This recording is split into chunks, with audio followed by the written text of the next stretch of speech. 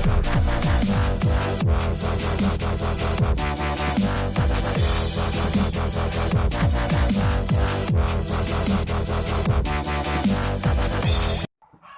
guys, Assalamualaikum warahmatullahi wabarakatuh. Kembali lagi bersama saya Dika Surya Ananda, NPM 1821020282, jurusan Hukum Tata Negara, Universitas Islam Negeri Raden Intan Lampung. Dengan mode rambut baru dan materi baru tentunya, saya akan membahas tentang pernikahan. Mulai dari pengertian pernikahan, dasar hukum, rukun, dan syarat pernikahan.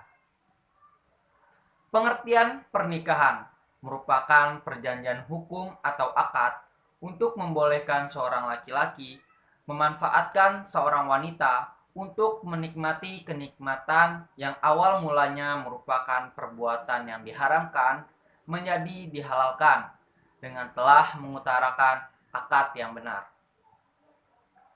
Menurut Muhammad Abu Isroh, nikah adalah akad yang memberikan faedah hukum kebolehan untuk mengadakan hubungan suami istri antara seorang pria dan seorang wanita, serta mengadakan tolong-menolong dan memberikan hak-hak dan kewajiban antara mereka. Kompilasi hukum Islam. Perkawinan menurut hukum Islam adalah pernikahan, yaitu akad yang sangat kuat atau mitsaqon kolijan untuk menaati perintah Allah dan melaksanakan ibadahnya. Undang-Undang Nomor 1 Tahun 1974 Pasal 1, perkawinan merupakan ikatan lahir dan batin antara seorang wanita dan seorang pria sebagai suami istri dengan tujuan membentuk keluarga atau rumah tangga yang bahagia dan kekal berdasarkan ketuhanan yang Maha Esa. Ada dasar hukum. Firman Allah Subhanahu wa taala, Quran surah Adz-Dzariyat ayat 49 yang berbunyi, "Wa min kulli shay'in khalaqna zawjaini la'alakum tadhakkarun." Yang artinya, dan segala sesuatu kami ciptakan berpasang-pasangan supaya kamu mengingat kebesaran Allah Subhanahu wa taala. Rasulullah Shallallahu Alaihi Wasallam bersabda, dari Ibnu Mas'ud berkata, Rasulullah Shallallahu Alaihi Wasallam bersabda, "Hai para pemuda, siapa di antara kamu yang mampu menanggung beban nikah, maka kawinlah, karena sesungguhnya kawin itu lebih dapat menundukkan pandangan dan lebih dapat menjaga kemaluan. Dan siapa yang tidak mampu, maka hendaklah ia berpuasa, karena sesungguhnya berpuasa itu baginya menjadi pengekang syahwat." Hadis riwayat Jam'ah. Rukun pernikahan. Yang pertama, ada mempelai laki-laki. Yang kedua, mempelai perempuan. Yang ketiga, wali. Yang keempat, 2 orang saksi laki-laki. Yang kelima, ijab dan kabul. Syarat nikah. Ada syarat mempelai laki-laki. Yang pertama, tidak ada hubungan mahram dari calon istri.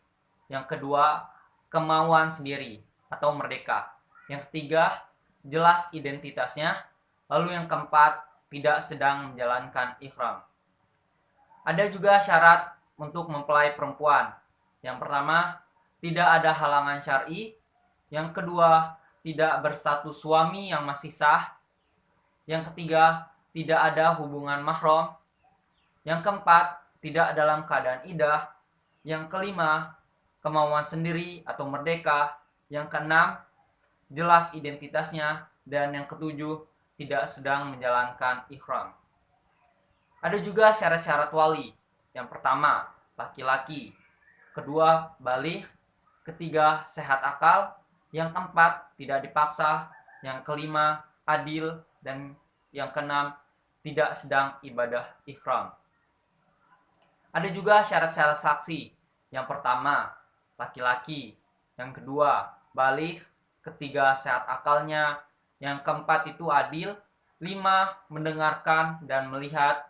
Maksudnya mendengar dan melihat. Yang keenam, tidak dipaksa. Yang ketujuh, tidak sedang ibadah ihram. Yang kedelapan, faham bahasa yang digunakan untuk ijab dan kabul. Dan juga ada syarat ijab dan kabul.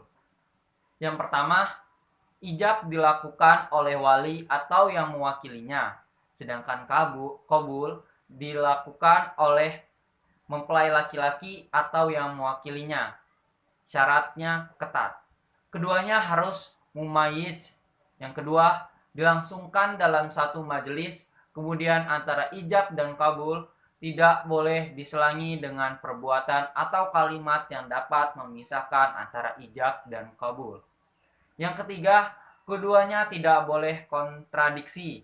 Lalu yang keempat, ijab dan kabul dilakukan melalui lisan serta didengar oleh masing-masing wali, saksi maupun kedua mempelai. Mungkin itu saja yang dapat saya sampaikan tentang materi pernikahan ini. Terima kasih atas perhatiannya. Wassalamualaikum warahmatullahi wabarakatuh.